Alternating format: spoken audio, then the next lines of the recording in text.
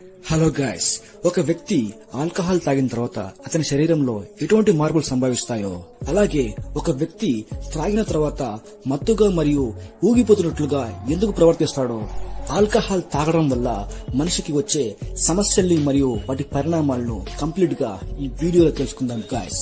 Let's get into. ముందుగా alcohol తాగిన తర్వాత ఒక వ్యక్తి శరీరంలో దాని ప్రభావం అనేది 12 గంటల వరకు నిల్వ ఉంటుంది.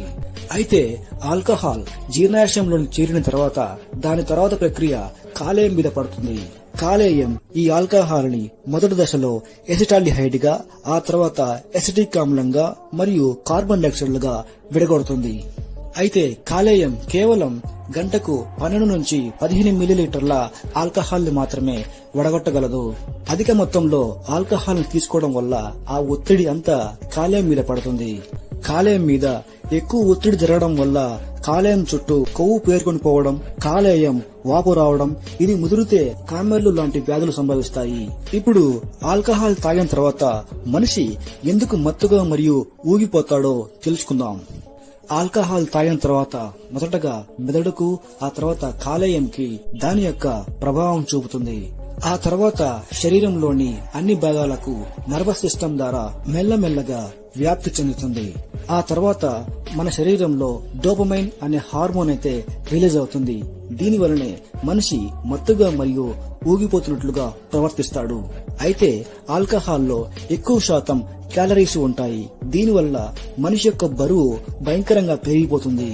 ముఖ్యంగా ఆల్కహాల్లో విషపూరితమైనది ఇథనాల్. దీని వలన మానవ శరీరంలో నర్వస్ సిస్టమ్ పైన ప్రభావం పడి నరాల బలహీనత వచ్చే సమస్యలు ఏర్పడతాయి.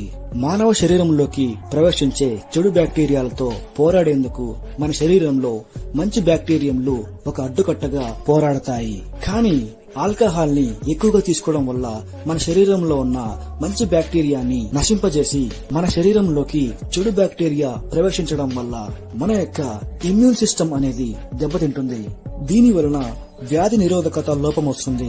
మగవాళ్లు ఎక్కువగా ఆల్కహాల్ తీసుకోవడం వల్ల వారి యొక్క స్పెర్మ్ కౌంట్ అనేది తగ్గిపోతుంది. అలాగే హార్మోన్స్ పై కూడా ప్రభావం చూపుతుంది. ముఖ్యంగా సెక్స్ కోరికలు తగ్గిపోతాయి. హెయిర్ లాస్ మరియు ట్రాన్స్ లక్షణాలు వంటివి ఏర్పడతాయి. అలాగే ఆడవాళ్లు ఆల్కహాల్ ని ఎక్కువగా తీసుకోవడం వల్ల పుట్టే పిల్లలు అంగవైకల్యంగాను, బుద్ధిమాంద్యంగాను, గర్భస్రావాలు ఎక్కువగా విడుదలవడం వంటివి జరుగుతాయి. ఆల్కహాల్ ని ఎక్కువగా తీసుకునే వ్యక్తులలో నిద్రలేమి సమస్య అనేది ముఖ్యమైనది.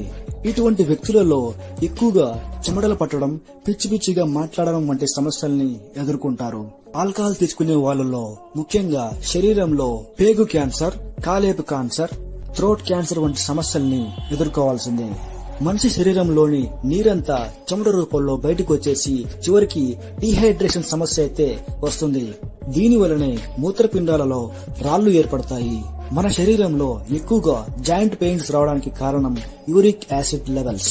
అటువంటి యూరిక్ యాసిడ్ మీద ప్రభావం చూపడం వల్ల జాయింట్ పెయిన్స్ అనేది వస్తాయి. శరీరంలో చెడు బ్యాక్టీరియాతో పోరాడే వైట్ బ్లడ్ సెల్స్ ను నశింపజేసి క్యాన్సర్ వంటి రోగాలు ఏర్పడతాయి. ఇప్పుడు ఆల్కహాల్ తాగిన తర్వాత వాంతులు ఎందుకు వస్తాయో తెలుసుకుందాం. ఏదైనా పదార్థం తినగానే మీకు వాంతులు, విరోచనాలు వస్తున్నాయంటే దాని అర్థం మీ శరీరం నుంచి ఆ పదార్థాన్ని బయటకు పంపించాలంటూ మెదడు ఇచ్చిన ఆఖరి సూచనగా భావించాలి. ఇదే విధంగా ఆల్కహాల్ విషయంలోనూ అలాగే అర్థం చేసుకోవాలి.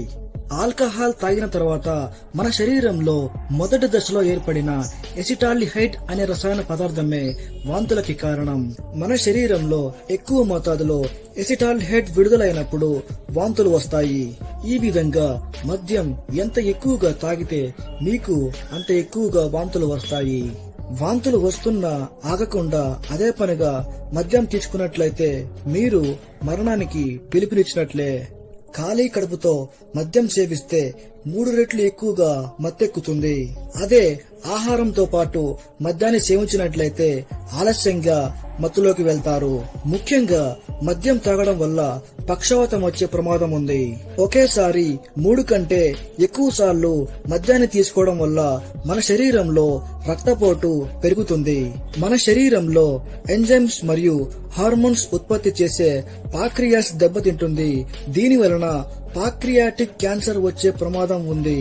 మద్యం యొక్క వాడకాన్ని తగ్గించడానికి కేవలం ప్రభుత్వం మాత్రమే చర్యలు చేపట్టాలి. ఇందులో మద్యపానీయాలపై పన్నులు పెంచడం, మద్యంపై నిషేధాలను అమలు చేయడం, మద్యం యొక్క లభ్యతను తగ్గించడం మరియు డ్రంక్ అండ్ డ్రైవింగ్ పై కఠిన చర్యలను తీసుకోవడం వల్ల మద్యాన్ని కొంతవరకు నిషేధించవచ్చు. చివరగా ఆల్కహాల్ తీసుకోవడం మంచిదా కాదు అనంటే మంచిది కాదని చెప్తాను. ఎందుకంటే ఆల్కహాల్ వలన లాభాల కంటే నష్టాలే ఎక్కువగా ఉన్నాయి. ముఖ్యంగా మన ఇళ్లలో భార్యాభర్తల మధ్య గొడవలు జరగడానికి, ఒక మధ్యతరగతి కుటుంబం చిన్న భిన్నం కావడానికి కారణం ఈ alcohol. That's all about guys. Thanks for watching. See you in next video.